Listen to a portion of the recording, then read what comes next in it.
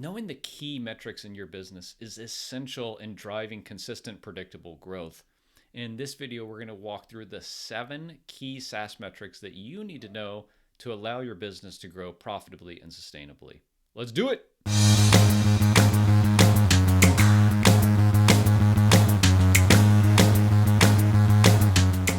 Hey there, welcome back to the channel. I'm Craig Hewitt. It's great to have you here.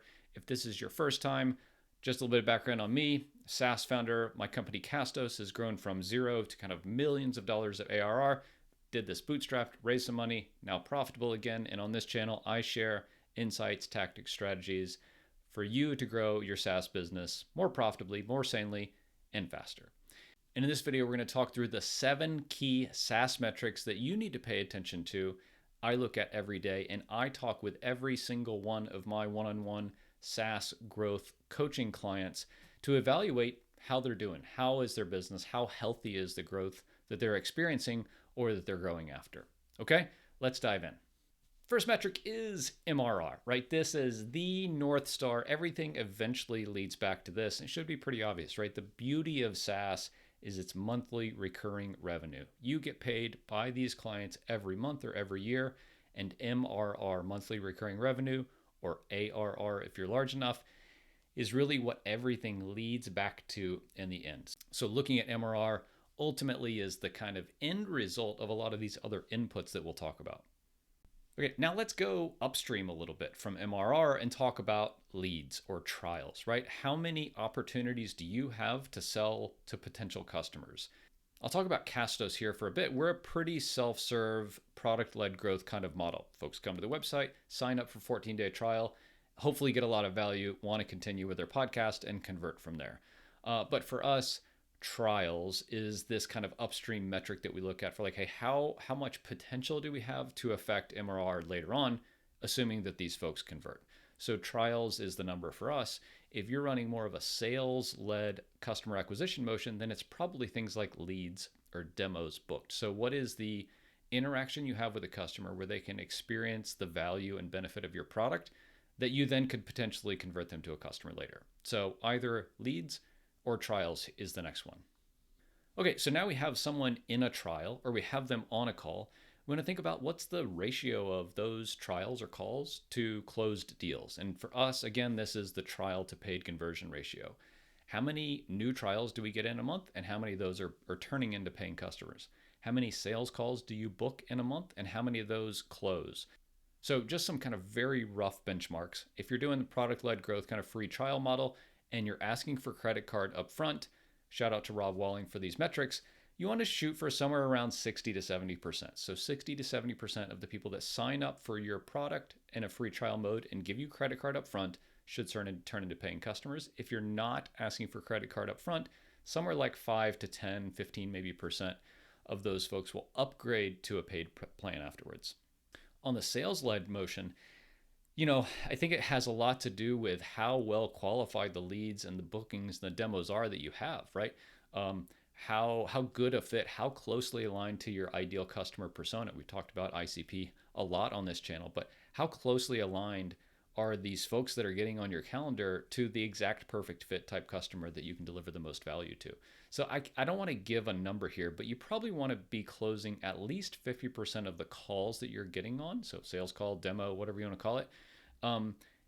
If you're not, then you probably have misalignment of your ICP to how you're acquiring customers and the value that your product delivers. So if you're closing less than 50%, I would say your sales process could be bad. We can talk about that. You're attracting the wrong type of customer, or maybe you don't have product market fit and your product isn't delivering on the value proposition that your potential clients are coming to you looking for a solution to. Okay, so we have trials or sales, we have that conversion event, and we have MRR. Let's go like one step further above that and even like look at website views. Like how many individuals are coming to our website every day, every month, every year? What pages are they coming to, and what traffic coming to our site is contributing to those trial events? So this is like the most upstream metric that we look at is like website views turns into trials, turns into customers.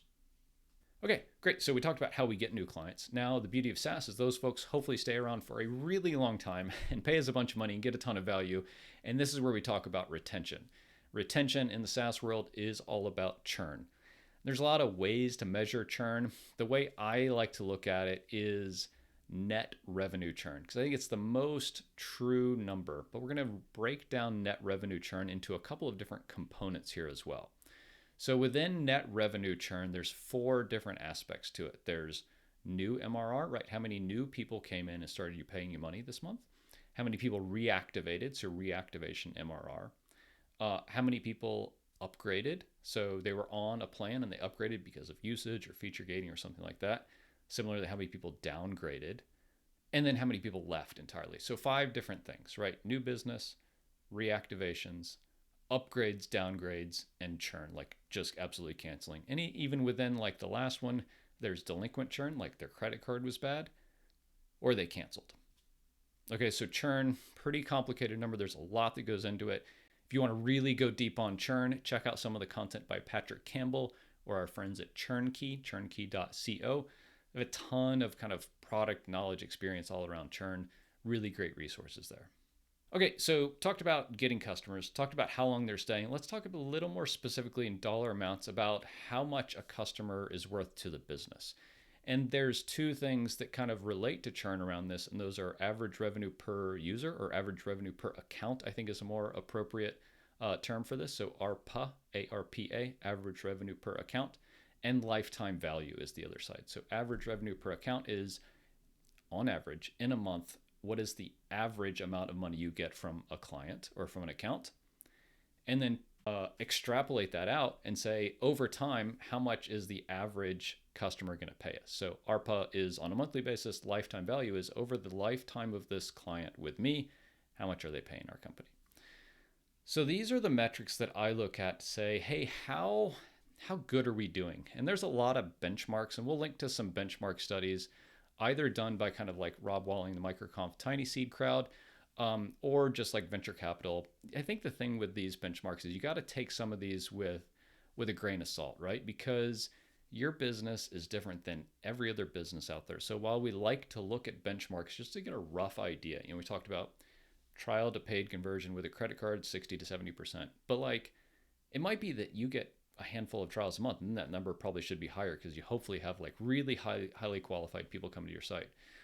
So there's always the lens that we look through all of these benchmarks through, just to say like, okay, I think this is good because of this benchmark, but we're a special snowflake in this way, so I'm going to kind of up or down this based on kind of the consideration I give to my individual business. So I hope this helps, just giving a frame for the important SaaS metrics that I look at when evaluating the health of my business, Castos, when I'm working with my coaching clients to say like, hey, what's the biggest opportunity here? How can we affect the business the most with least amount of input? And typically you want to look at these to kind of play whack-a-mole and say like, hey, what's the next thing I need to work on right now? And that's where knowing your numbers, knowing your metrics, and knowing if they're good or bad is really important. So I hope this is helpful. If you want to go deeper on this, I'd love to chat, offer free kind of 30-minute consultations to any SaaS founder. I'd love to help you grow and just share kind of what I know, what I've learned along the way. If that's of interest at all to you, there's a link in the description below. As always, if you're enjoying these videos, please like, subscribe, smash the bell, it sends great signals, leave a comment below, and we'll see you next time.